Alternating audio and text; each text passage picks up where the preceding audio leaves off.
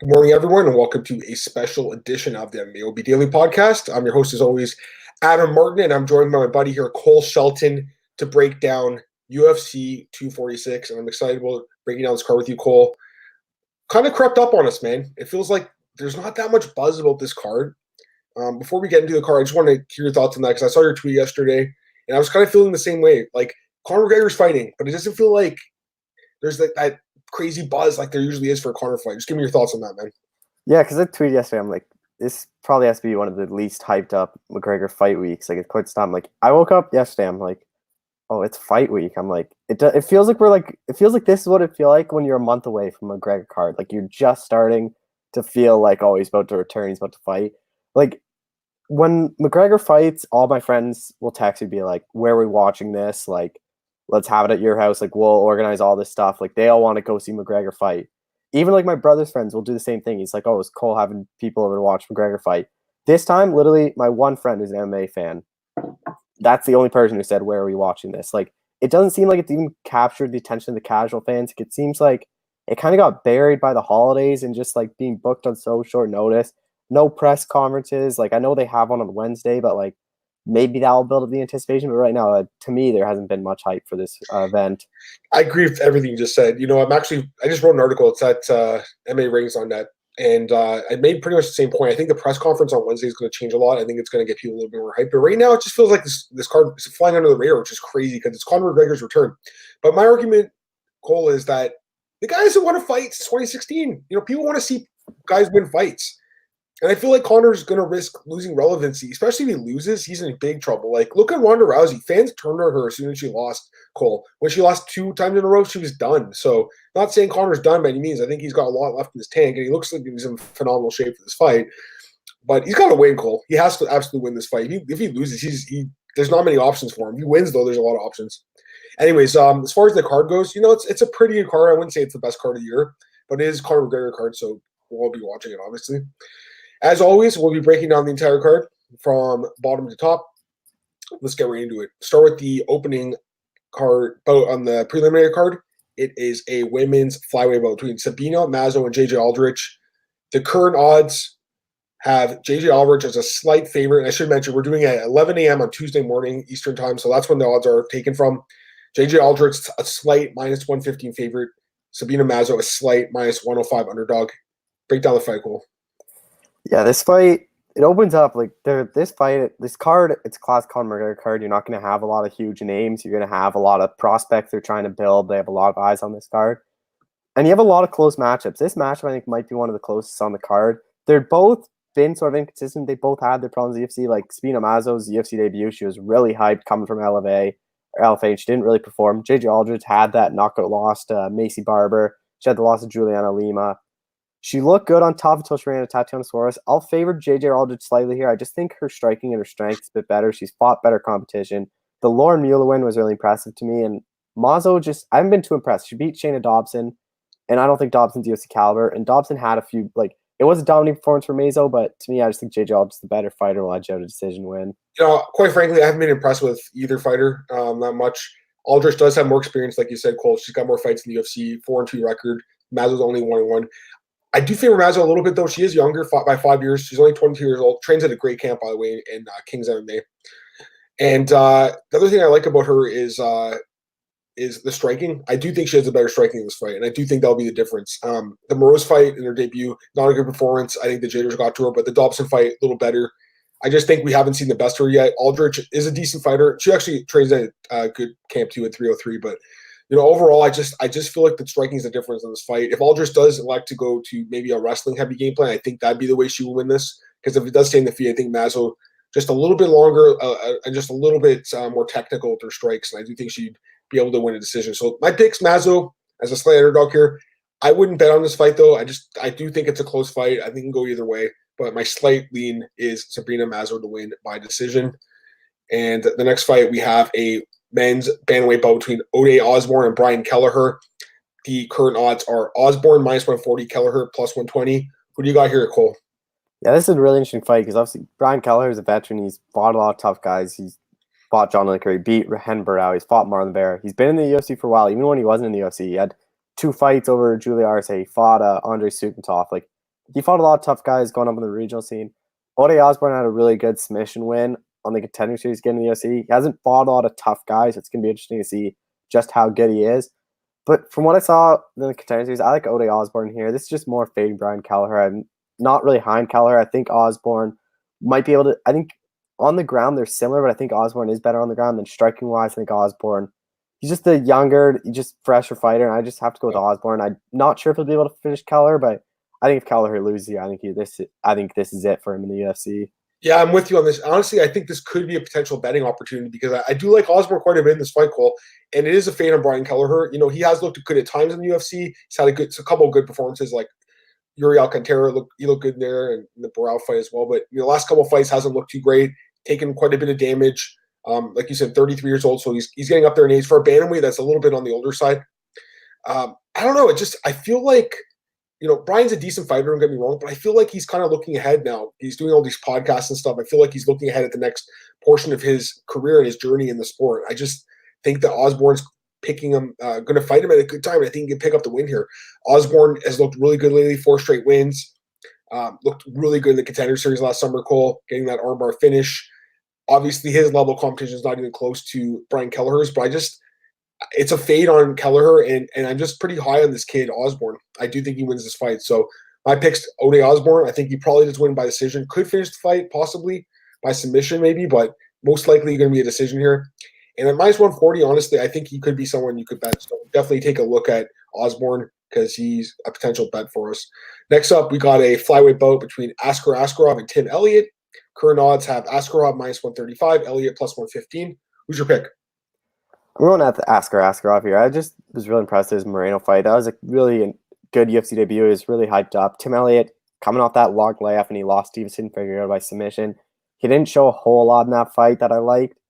And I talked to him before the fight, and he basically said his mouth guard got kind of caught in the back of the throat, and that's why he shot, and that's why he got caught in the submission. It was kind of a panic tap. He said if he wishes he would have took time and kind of fixed himself, but he's had a lot of injuries in his career. He's had a long layoff. This is a quick return for him. I think he's training with Joe Benavidez now, which helps a lot. So I think that's going to help him. But I just think Askarov's a better fighter. His wrestling is impressive. The Moreno fight, his striking is impressive. I think Askarov's going to get a decision win here. So Tim's a Team Alpha Male then, or? No, he just said at the PI, him and Benavidez have been working. Okay. Cool. It's a close fight. I think Elliott, he's underrated at times because he does have really good wrestling and an amazing gas tank, great cardio, but man, he gets caught in a lot of submissions, Cole, and that really worries me here because Askarov is a master of submissions. The Moreno fight was a great fight, super close. I would have liked to have seen a rematch, by the way. That would have been a good rematch because that fight was really close, could have went either way, and they went to a draw. Excuse me. His submission game, though, is, to me, the difference here. Look at his record. He's got tons of submissions, including a twister. This fight goes to the ground. I have to favor Askarov. I do favor him here, minus 135, not bad. I haven't decided. I wouldn't say necessarily he's a play, but he's definitely something to consider for a play, I think, because I do believe he has a big advantage, especially if he gets in top position. But even if he's on the bottom, I think he can catch a guillotine on Tim Elliott, who just seems to be caught in submissions all over the place, Cole, and that's his biggest flaw in his game. So my pick's Askarov by submission. Actually, the prop on that, I'm assuming you favor that as well, by submission. Yeah. Plus 240. So that's something to keep in mind because I think that's the most likely way he'd win this fight. Yeah, I think it's going to be decision or submission. I don't think he'll be able to knock out Elliott. I doubt that either. Elliott's got a really good chin. And it's flyweight too. Next up, light heavyweight bout, Alexa Kamur, the prospect against Justin Ledet here. Current odds have Justin Ledet, or Alexa Kamur is the favorite, minus 120. Justin Ledet plus 100. Who's your pick? I'm going Alexa Kamur. This is just a pure fade on Justin Ledet. He's coming off 2 straight knockout losses. Johnny Walker in 15 seconds, it was a decision against Rakic, but 15 seconds, right off the bat, Johnny Walker. Even in his wins in the UFC, I haven't been impressed. He beat Azana Inoue by split, Mark Godbeer by decision, by submission, and Chase Sherman by decision. He hasn't fought any, his wins aren't top guys. All those guys are no longer in the UFC. Kamur, he had mixed results in the Contender Series. He was kind of hurt, and then he came back and won. Trains with Stipe Miocic, comes from a good camp. Just training Stipe helps a lot. I think Kamur will get the job done. He might even be able to knock out Ledet. Yeah, it's a fade on Ledet for me as well. I was pretty impressed with him coming into the UFC. Look, his first few fights, he looked really good. Chase Sherman fight looked amazing. really good jab, good boxing, and then submission against Godbeer. And then since then, I don't know what happened. Like I don't know if it was a camp change or what, like loss of confidence. He just has not looked like the same guy. He barely got by Azuna Anyanwu, who's like been cut from the UFC. He's in Bellator now. He's losing there. And then the Rakic and Walker. I mean, listen, those guys are good. Don't get me wrong, but he just wasn't really competitive in those fights. Kimber obviously making his debut here, but like you said, Cole trains with Stipe. He looked okay in the Contender Series, and he's got a lot of knockout power. I like Kimber here. Again, close odds. A lot of these fights really close odds, so there's betting opportunities on this card. It's a light heavyweight belt, so you never really know. It could be someone getting knocked out here, but I do favor Kimber. Probably gets a finish call by punches, but possibly a decision as well. I do like Kimber to get the win here, though. Next up, we have a featherweight belt between Chas Skelly and Grant Dawson. The current odds have Grant Dawson as a pretty big favorite here, minus 265, and Chas Skelly, the scrapper, plus 225. Who's your pick? I'm going Grant Dawson. I think Grant Dawson can even submit Chas Skelly. We've seen Chas Skelly get submitted before. Grant Dawson, I'm really high on. I think he's one of the top prospects at featherweight. That submission over Mike Trizano, who won the Ultimate Fighter, was undefeated at the time. That was really impressive. Win over Julian Erosa, that was a good win. Dawson, I think, has all the tools. He's obviously his ground game is his bread and butter. That's what he's good at. But in the past 2 UFC fights, he's looked really impressive striking wise too. That I think he can, even if this fight stays in, I think he can be the better striker against Chas Skelly. Skelly's a kind of guy. He's a tough guy to finish. He's a durable guy, but I think Grant Dawson could get a win here and probably even submit him. I like Dawson too. I'm really high on this kid. He's looked really good lately. 2 wins in the UFC, Trizano and Erosa. And the Trizano win was great. I mean, submitting that guy is really impressive. Chas Skelly has a lot of experience in the UFC, but pretty inconsistent as of late. I know he did win his last fight. It was a war. It was a good fight against Griffin, but before that, lost 2 straight fights. And he's been submitted a few times in his career. Actually, he's just been submitted once. But I don't know. I can't forget that Moffitt submission. Like, I don't know. That's kind of worries me here against Dawson, who's really good in the ground call. I'm kind of with you. I kind of feel like Dawson's going to get the submission here. So I like Grant Dawson in this fight quite a bit, actually. Obviously, he's one of the bigger favorites on this card, but for good reason. And Dawson by submission plus 295, Cole. I think there's value on that. I do think he probably finishes this fight on the ground, so that'd be my pick for this one. Next up, lightweight bout, Nasrat Haqparast against Drew Dober. Currently, Haqparast, another big favorite here, minus 325. Dober plus 265. Who's your pick? Yeah, it's going to be interesting. Drew Dober's, where he loses all the time, is on the ground getting submitted. He was submitted by Beneil Dariush, OAM, Efron Escardo. Like, that's where he loses. He's never been knocked out before, and Nasrat Haqparast is a knockout artist. He's not a guy that's going to submit you, so it's going to be interesting to see if he can knock out Dober. Dober's a tough guy, but I think even if he can't knock it, I think Haqparast is going to win. I think he's the better striker. He's a good prospect coming up. I just think he'll be able to pick apart Dober, but Dober's a tough guy where he might be able to pull it off and get an upset win, but I'd pick Haqparast. Maybe by late finish, be a ground pound, but probably decision, I'd say. I like Haqparast a lot. Honestly, I think the odds could be higher here on him. I think he has a big advantage in this fight with the striking. Dober is a tough dude for sure. His chin is really good, very hard to finish. Ground game is not very good. He's been submitted a bunch of times. I don't think the fight's going to go to the ground. I think it stays on the feet. But I still give Haqparast a really big advantage on the feet, Cole. I think he can knock out Dober or possibly just win a decision. I mean, it's hard to say. Dober, like I said, has a great chin, very hard to finish. But I just think Haqparast is going to be peppering this guy with shots all night. And it could be the fight where Dober's chin finally breaks. But either way, I like Haqparast, man. Minus 325, yeah, it might seem high compared to some of the other odds. I don't think so. I think it could be minus 500 here, guys. I really do. So I think, as crazy as it sounds, I think there could be value on him at minus 325. Especially if you're like a parlay guy and want to put, maybe two or three guys together. This is someone to look at. So give me Haqparast, man. I think he wins this fight pretty dominantly. And, this kid is pretty close, I think, to getting in the top 15. He's a good fighter. Next up, really exciting featherweight bout here, Cole, between Andre Fili and Sodiq Yusuff. Love this fight. And right now the odds are really close. Sodiq Yusuff minus 130, Andre Fili, touchy plus 110. Give me your pick. I'm going Sodiq Yusuff. I'm really high on Sodiq Yusuff as a prospect. I think he can be a real legitimate title contender and the top 10 guy probably by the end of this year, top 5 guy by the end of this year. Andre Fili, he's really turned his career on. He's looked good in his last 2 fights. He knocked over Shane Rice in the decision win over Michael Jury. He's got it's had mixed results. He lost to Michael Johnson, lost to Kelvin Cater, knocked up by Yair Rodriguez. He's been in the UFC for so long for being only 29. It feels like he's been in the UFC for like 10, 12 years. It's been a while. Sodiq Yusuff is that up-and-comer. They're putting him on these cards for a reason. They put him on the main card at 241 to look good. Now they're putting on a McGregor pay-per-view. I think the UFC would prefer he wins to set him up. I think he has he has a good story behind him. he's a marketable guy, and I think he'll get a job done. I don't think he'll be able to knock out Philly. Philly's a tough guy, so I think he'll edge out a decision. I think he might be the best bet in the card. Minus 130, you got to go with Sodi Houston here, Cole. There's big value on him. He's the better fighter.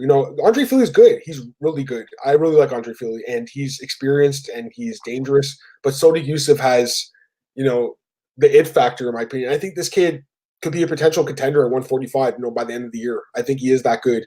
He's looked great in the UFC.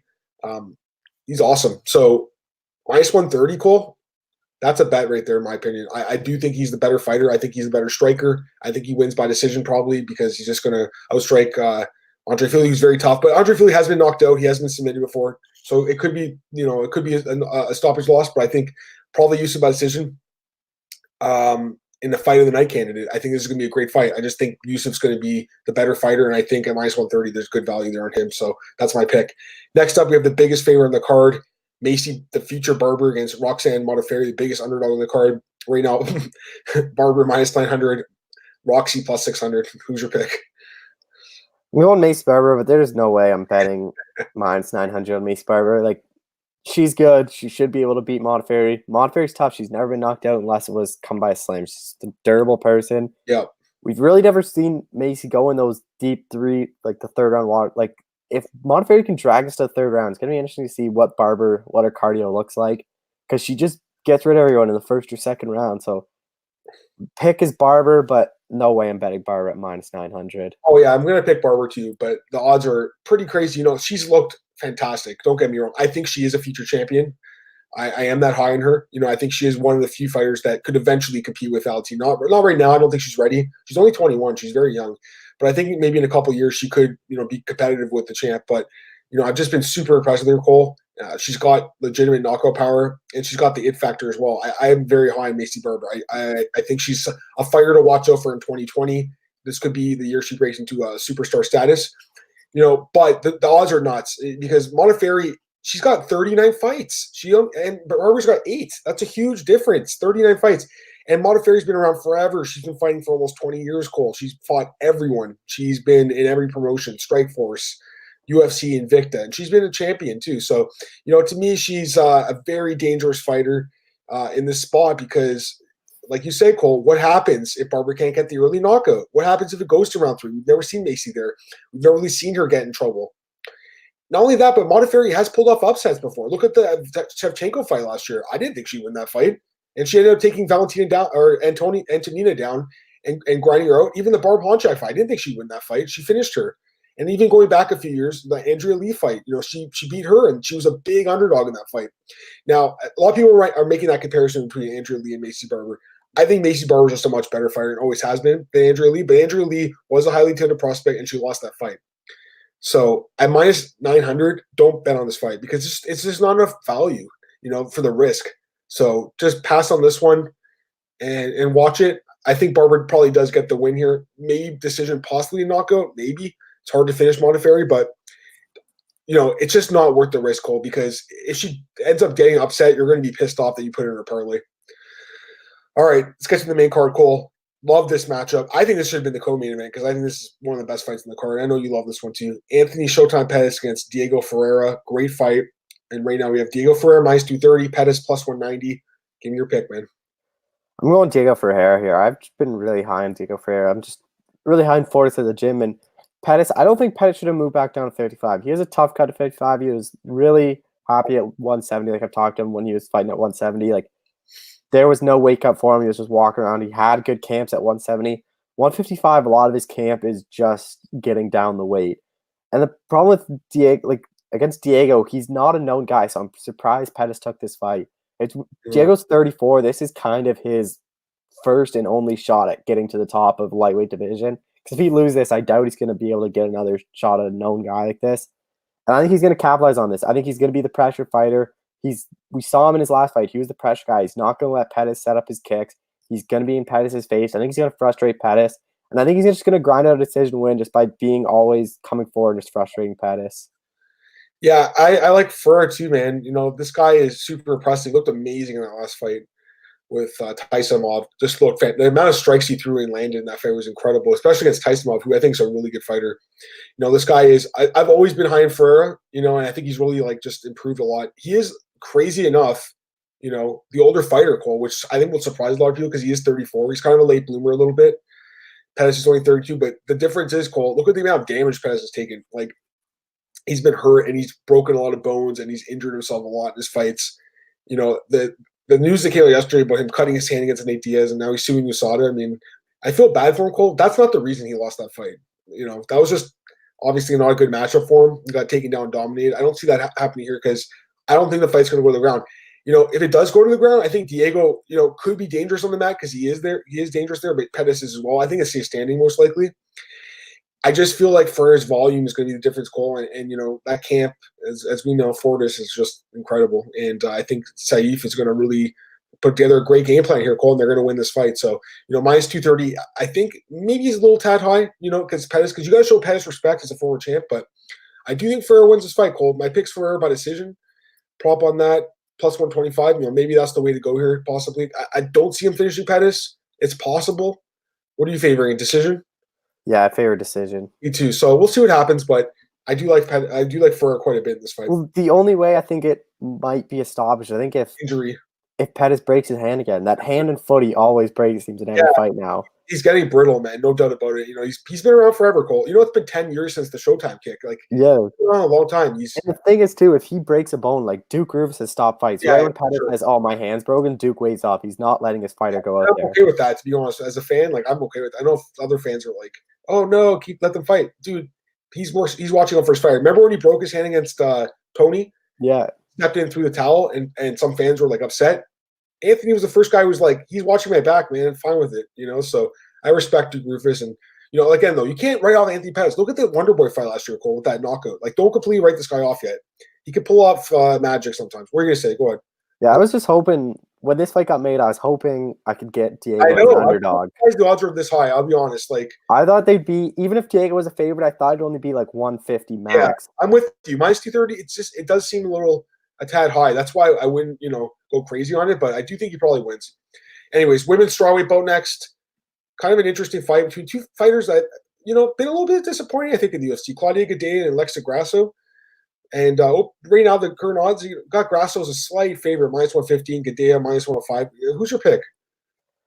This is the fight. I don't think it should be on the main card. If you're going to put a woman, put Macy Barber Roxanne Modafferi on the main card. Put Sadiq Yusuf, Andre Filo on the main card. Put Hack Frast if you're going to try to develop him. I don't think this is going to be an exciting fight. Both these girls, they have mixed results. They're so inconsistent. Grasso in her last one did not look good against Esparza. She almost had that submission. That was about the only thing going for her. And then she beat Carolina Kovacevic, which was a dominating performance. And she lost Tatiana Suarez. Claudia Gadelha against Rena Marcos, one of the most, was a terrible fight at UFC 239. But I favor Claudia Gadelha. I think she just used her wrestling. I think that's where Alexa Grasso struggles. She lost dominantly Tatiana Suarez. Everyone thought, her wrestling's her weak point. And then she fought a bunch of strikers, had mixed results, and Esparza was kind of that next test for her wrestling, and she got taken down over and over again. I think if Gadelha is smart, she'll just be able to wrestle Grasso and just hold down on the ground and get a decision win. Yeah, no, I'm with you. I mean, they're both inconsistent, and I've actually been okay at picking their fights. I got Grasso's fight with Carolina right last year, but in the Esparza one. But to me, Cole, if it stays on the feet, I've got to favor Grasso slightly, but I think Gadelha is going to fight smarter. She needs to get the win, Cole. She's she's kind of risking falling out of the top 10 at this point. And I think she's going to be smart and use her wrestling. I think that's the best way to win. And I do think she's going to take down Grasso, who's got really poor wrestling skills, especially her takedown defense, Cole. And the problem with Grasso, once she's on the ground, Cole, she can't get back up either. So I think Gadelha takes her down. I'm a little surprised she's the underdog right now. I think it's just, people are fading Gadelha, and I can't blame them because she hasn't looked very good. But, she is someone that people have liked for a long time, and she's fought better competition and beaten better competition in her career. My pick's Claudia Gadelha to win decision, Cole. I think that she's going to use a wrestling win, and the prop on that plus 175. I mean, that's not bad, because I think that's how she wins this fight. I don't see this fight being finished, Cole. I think it goes the distance. Next up, heavyweight bout, another fight that you kind of got to scratch your head and wonder why this is on the main card. But you got Alexei Olynyk against Mo Green. I know there's going to be a knockout here probably, but still, it's kind of weird this is on the main card. Mo Green, minus 135. Olynyk, plus 115. Give me your pick. I'm actually on the underdog Alexei Olynyk. I think he can take this fight down to the ground. Smith Maurice Green. Green comes from a kickboxing background. He's a striker. I don't think he's that good on the ground. I think Olynyk. I wouldn't be surprised if Olynyk gets in close, pulls guard like he has all the time, and works for a choke. Once he's on the ground, I think Green is in a world of trouble. But saying that, like, I don't know if I'd even bet on this fight, even with Olynyk as a plus money, just because his last 2 fights, it's taken 1 or 2 punches and he gets knocked out. So Green just needs to connect once. It's going to be an interesting fight, but just I'd take the underdog Olynyk just because I think on the ground he's way better than what Green has the advantage in the striking realm. This one's tough to pick, I think. It's your classic striker grappler fight. Although Green has maybe some underrated grappling skills, but it's mostly a striker grappler fight. Fight stays standing, Green's going to win. Goes to the ground, Olynyk's going to win. I was initially leaning towards Olynyk a little bit, but I kind of thought about it a bit more. Cole, I'm going to lean towards Green a little bit just because I don't think Olynyk can take a punch anymore. You know, he's getting really old. He's 42 years old, Cole, and he's had, 71 fights. That's a lot of damage. He's been getting knocked out, like you said, Cole, with a couple punches lately. He has an amazing ground game. His Ezekiel choke and his neck cranks and rear naked. He's just incredible on the ground. But that chain worries the hell out of me. Mo Green has been a little inconsistent in the UFC. He got knocked out in his last fight too. So don't be surprised if he got caught here because Olynyk has knocked people out before. But I don't know. I'm kind of leaning towards Green by knockout. There's just no way in hell I bet on this fight. Do not bet on this fight. This fight can go either way. It's just a huge coin flip. There's no value on either guy here. Next up, co-main event, Holly Holm against Raquel Pennington 2. First fight saw Holm win a split decision, and now we have the rematch. Holm minus 140, Pennington plus 120. Give me your pick. This is the rematch I don't really want. I don't know why. After this fight got booked in October, I'm like, sure, I'll take it, whatever. And then after it fell off, I'm like, perfect. They can go their separate ways. Like, why not use Holm to try to build up a young up-and-comer? Like, if Macy Chiasson won her last fight, you could have done that. I know she lost, but like, use it to build up. Holm still has a big name. Use it to try to build up a young prospect. That Aspen Ladd fight that was rumored last year, that was kind of perfect for Holm. It's just such a, and I don't even know why this is the co-main event. Like, I don't even think this and the heavyweight or Gadelha fight are probably the 2 worst on the main card. But Holm still has that big name just because of a Rousey knockout. I think this fight is just going to stay standing, and I know Holm is the better striker. I think she'll just use her kickboxing and just outpoint Raquel Pennington. That's pretty much how I see it, Cole. Just kind of the same as the first fight, but I don't know. Like Holm she's just not the same fighter she used to be, So it's kind of risky, in my opinion, to bet on this fight. I know that our boy Marcus Williams, he loves Holm in the spot, and I do favor her, Cole. I don't know. There's something about this fight that worries me. Don't know what it is. I just think Holm is not the same fighter she once was. I think Pennington, she is. I've never been a fan of Raquel Pennington. I don't think she's a great fighter by any means, but she's pulled off fights where we thought she was going to lose. Look at her last fight. She beat Aldana, Cole. A lot of people were saying is the next contender. And she won a split decision. It was a close fight, but she ended up grinding it out and winning. I wouldn't be surprised if that happened here. My pick's going to be Holly Holm by decision because I do think she's a better fighter, better striker. I think it comes down to the striking, but the first fight was super close. This fight could be close too, and if you're betting on Holm and Pennington pulls it off, you're going to be upset. So Holly Holm by decision, but I'm worried. I'm a little worried about this one. I think there's better bets on the undercard like Yusuf at the same price, in my opinion. So we'll see. Time for the main event. Conor McGregor makes his long-awaited return to the octagon against Don Cerrone. And right now we have Conor McGregor. It's a minus 330 favorite and Cowboy plus 270. Give me your pick. I'm going Conor McGregor, and I'm going by knockout in the second round. I know Cerrone has better chin at welterweight. He's only been knocked out welterweight by lately to just Till and Masvidal. But Cerrone's always struggled with a big fight, and he's always struggled against southpaws. And I think that's where he's going to have problems against McGregor. McGregor's he's that kind of guy that just needs one punch. And I think Cowboy, I don't think he's going to shoot. I think he has advantage in the wrestling realm. But at the same time is McGregor stuffed Chad Mendes' takedowns. And I'd probably say Mendes is probably better wrestling than what Cerrone is. I know Cerrone's a taller guy, more weight, can put more behind the shots, but I think McGregor can keep this fight standing. And I think on the standing, I think he just needs one punch to put Cerrone down and win by TKO via ground and pound strikes. But I think McGregor wins. It's probably in the second round. Yeah, I like McGregor here too. There's an argument to be made for Cerrone. And again, I know Marcus likes Cerrone.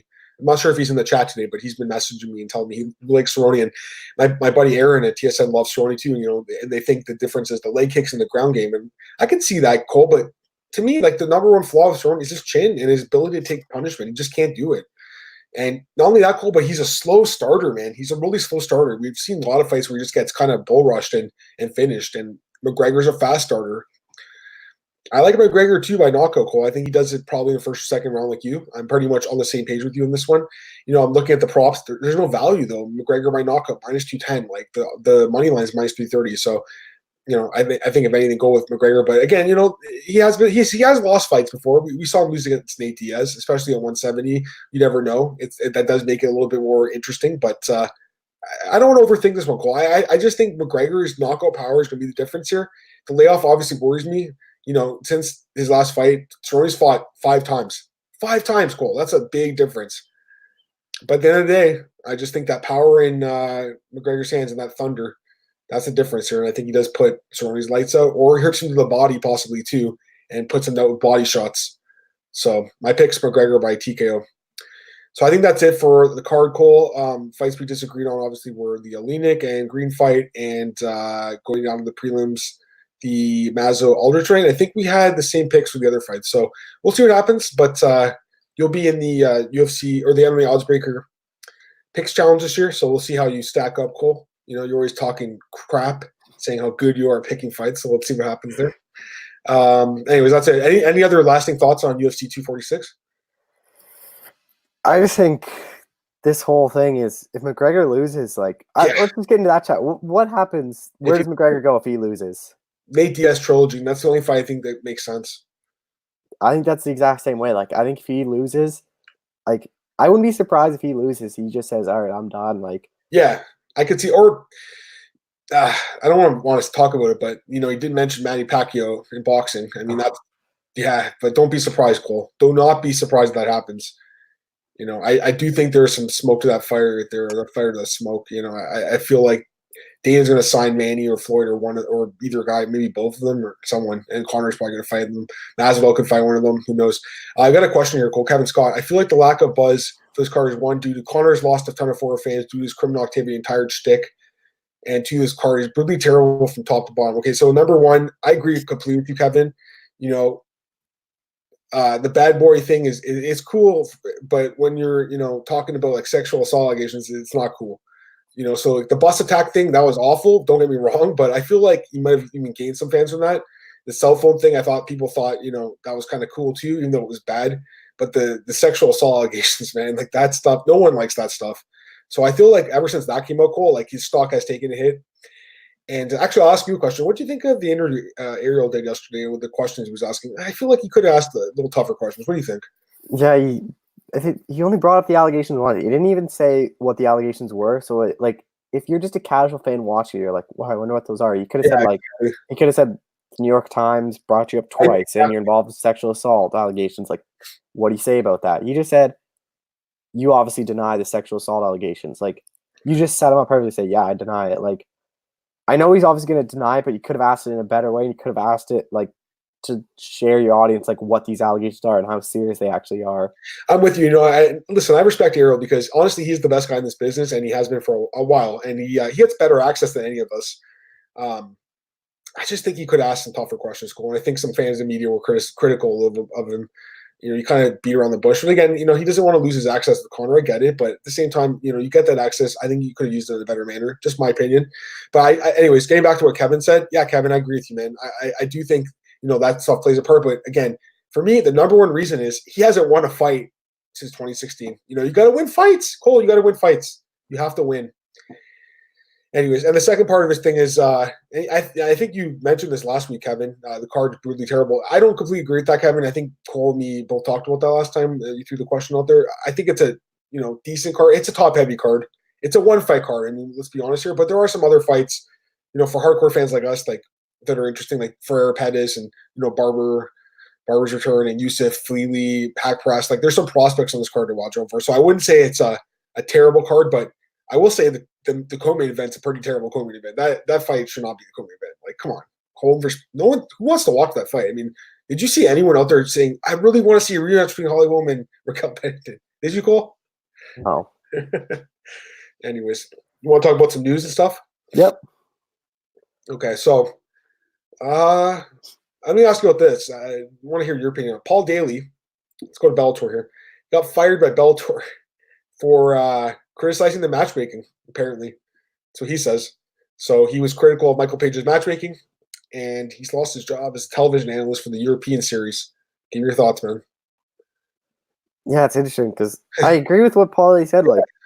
Like, Michael Page is not going to get opponents, and they're handpicking opponents for him to look good. And like, they should have given him Daley again. They should have given him Koreshkov. They should have given him like Larkin. Like, they should give him the top guys. Like, no way Lorenz Larkin can be like, I want to fight this guy that's 3-1 as a pro. Bellator's not going to let it happen. Like, no way Paul Daley can say, I want to fight this guy that's 2-0 as a pro. Like, let me fight this guy because I know I can get a good knockout. Like, and I'm not surprised they fired him, but I think that's kind of interesting. Like, I think Bellator and Paul Daley aren't getting along, so I wouldn't be surprised if we see Paul Daley get released and have to go somewhere else. You know, it's hard to say because he just said like a month or two ago that he's not going to fight in the U.S. again. So his only options are in Europe, unless he changes his mind, which he could. UFC is not going to take him back, unfortunately, because you know the Koscheck thing was 10 years ago. I don't know. I feel like you know he could maybe make amends with Dana and bring him back, but I feel like the ship's kind of passed on that, unfortunately. Because you know, at the time, Cole, I know you were just a little kid in your diapers back then, but you know, he was just kidding, man. You know, he was actually one of the better welterweights. He had a lot of knockout power. He was exciting, but he punched Koscheck after the bell. Dana White didn't like it. I just feel like fighters have did so much worse stuff than that, and they get kept around. It's crazy, so inconsistent. But yeah, you know, Cole, if he changes his mind on fighting the U.S., how about Paul Daley in the PFL welterweight tournament? Doesn't that make sense? Yeah, that'd be a good. And he could beat Ray Cooper because he could knock him out. Fight Rory McDonald again, like Rory again, and possibly that's win. what PFL needs. PFL needs these big names that people actually want to see fight. Yeah, I'm with you. You know, I could see him asking for his release after this. You know, why would he want to fight for Bellator now? You know, and not only that, Cole, but he's not wrong. He's not wrong. I agree with everything he said about Page's matchmaking. The matchmaking is awful. I know you liked his last fight. I was bored to tears, man. I don't need to see him beat up Shinzo Anza. I knew he was going to win the fight. Why didn't Larkin fight him? They were on the same card. Why did they have two mismatches? Why didn't they just do Larkin Page? Fans would have been like, wow, we actually respect Bellator now. Instead, they're like, who wants to watch these two mismatches? Like, two guys that got destroyed in their fights, Nakamura and Anzai. You could have did Nakamura versus Anzai, and you could have did Larkin Page. But for some reason, they keep wanting to build Page up. And by the way, Cole, he's not young anymore. I was looking at his age yesterday. I think he's like 32 or 33 now. How old is he? Let me take a look here. He is 32, and he's turning 33 in April. And he's still fighting guys that are not even in close to his level. You know what? Let's continue on the Michael Page thing because it seems like he's a really hot rod right now of criticism, lightning rod.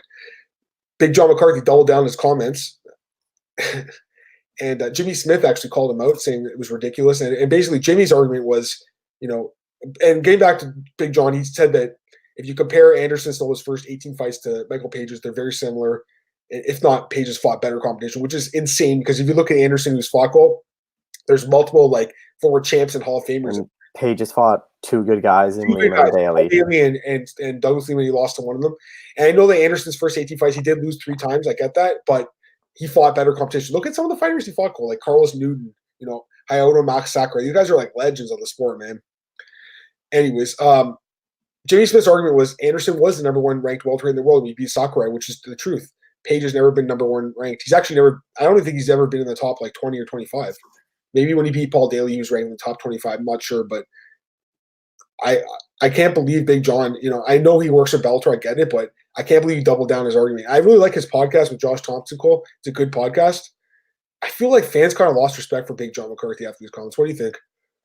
Yeah, like I think a lot of people went to Big John because he was supposed to be this – like he obviously is a big name in the sport to like – he was the ref. Like, if you have a big fight, like Big John was the ref. Yeah. He was supposed to be this guy that knew everyone. He was playing like he was a straight shooter. And now since he's gone to Bellator, he's just been so Bellator heavy. Like, oh, Bellator's the best. Bellator's this. Like, all Bellator fighters are the best. They're the whatever. Like, this Page Silva thing, you could have just said on the broadcast add hype, but why double down on it? Like, tell Josh Thompson, don't bring it up. We're just gonna try to forget about this. We're not gonna talk about this again. Because if he didn't double down, like people just forgot about it, and now we're still talking about it. Like there's no way Michael Page fought better guys than Anderson Silva did in their first 18, 16 fights. I I agree 100%, man. It's crazy. Anyways, let's move on from this one. I didn't mention this earlier, but the whole Pettis breaking cutting his hand on the broken glass thing. What do you think of that? That's interesting. I don't think that's why he lost the fight, but I don't know what they can do to sue USADA. Like, I don't know how good of a case they'd have for cutting your hand on a bottle. Like, because I think USADA could just be like, "Oh, you didn't put it on properly. Like, that's your fault." Like, I don't really know how it cut him, but like, it's gonna be interesting. I think a lot of people are going at USADA, so it's gonna be interesting because so many fighters. You saw Julian Payne complain about USADA. So many fighters complain about USADA. Like, I don't know what the UFC does them. I think he needs drug testing, but USADA punishes, like, they act like they're the be all and end all, and they just do whatever they want. It feels like. Yeah, I'm with you. By the way, Jessica Penney, she's also, I think, suing USADA as well. Like, she's doing a GoFundMe right now. I mean, she's 36 years old, Cole. Like, at this point, I feel like she needs to just kind of move on. Unfortunately, it is sad what's happened to her, but at the same time, Cole, she's tested positive a couple times now.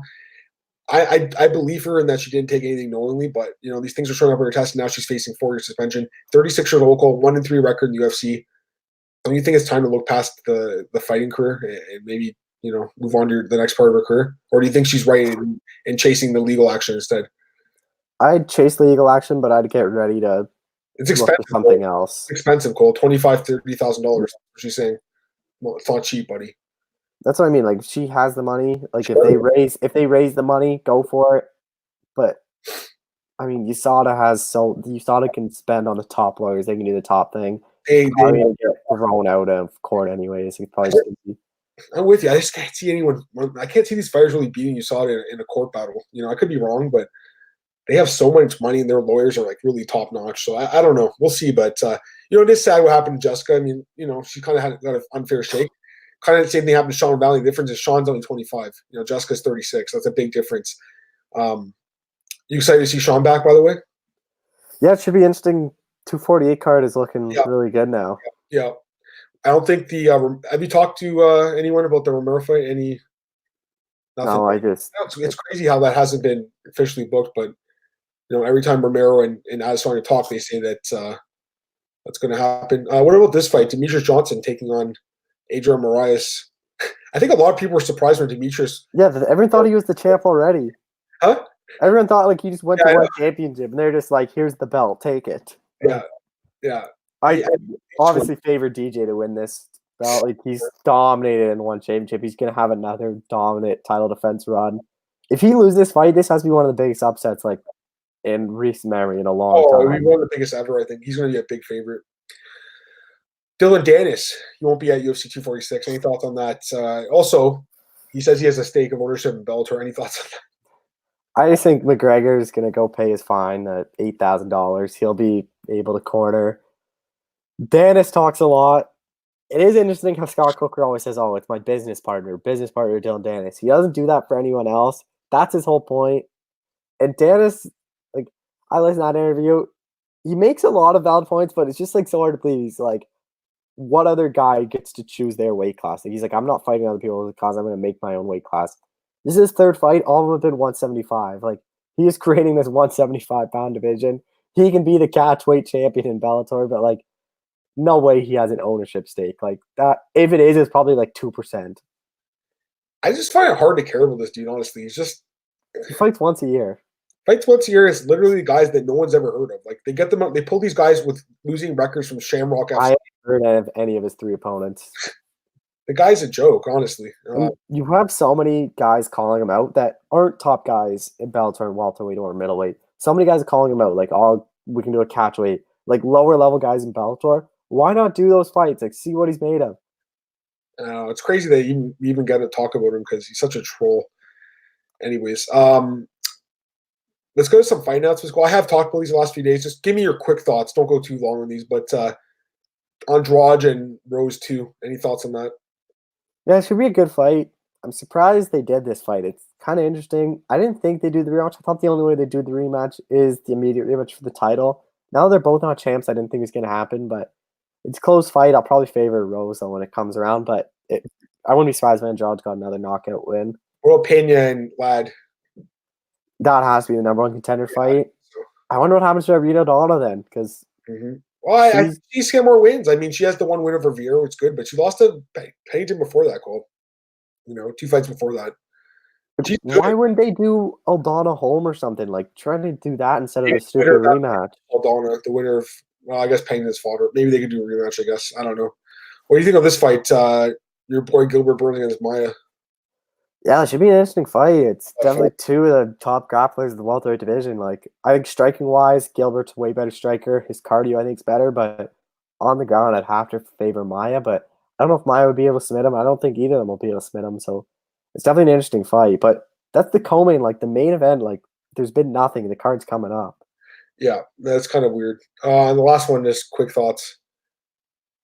Ben Rothwell against John Vellante. Wow. Why is this happening? There's my thoughts. Like, what a John Vellante, why is going up to heavyweight for like? Yeah. And why is this fight happening? Too, like, not even a small dude by any means.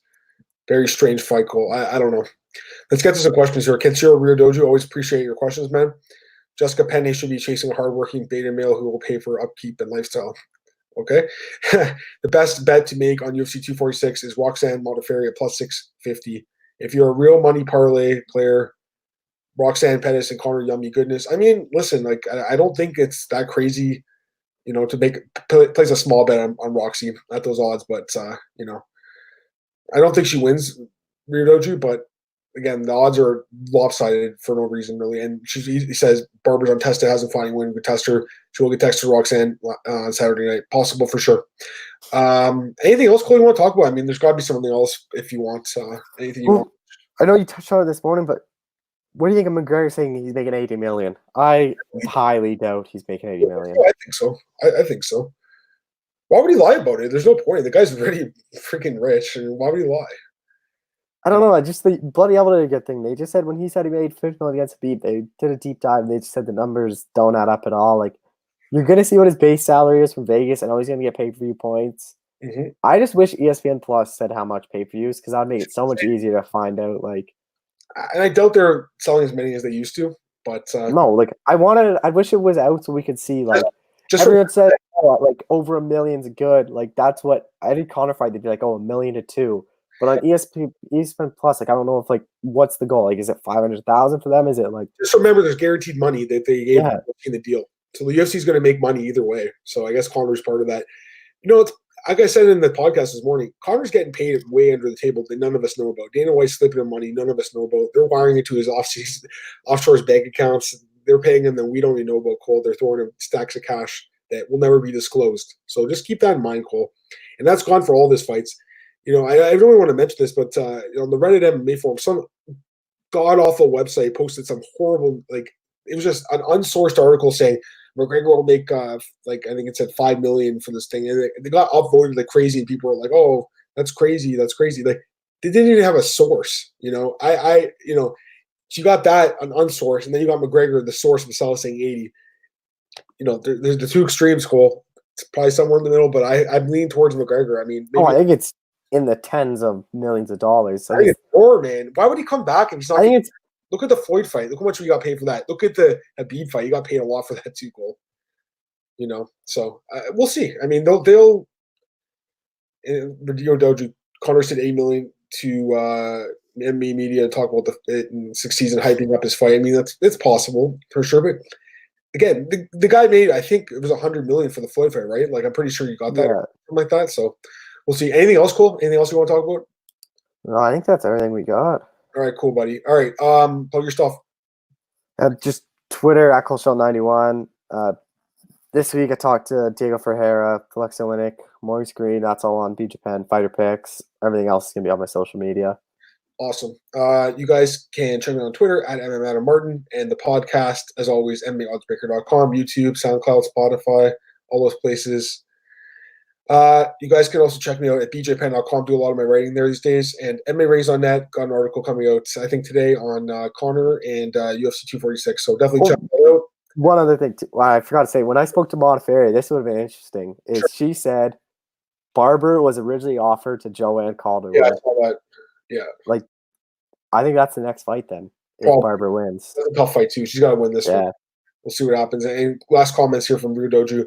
Conor loves and is good at blowing up the fight numbers and pay numbers increase. Talk about media. You think Conor's toast, but he's still the bread. True, man. True. He's the biggest draw in the sport. He is. By the way, guys, if you're in Vegas, make sure you get one of those Don Cerrone Budweiser cans. Those things look sick. Look awesome, and they look delicious too. So definitely get one of those. All right, guys. Once again, thanks for tuning in to the podcast. I'll be back tomorrow morning for the regular show, and Cole will be back next week. We'll be breaking down UFC Raleigh. Cole, we got like 8 straight weeks of fights, man. So I hope you got your rest, buddy. All right, guys, have a great day, and I'll talk to you soon. Bye.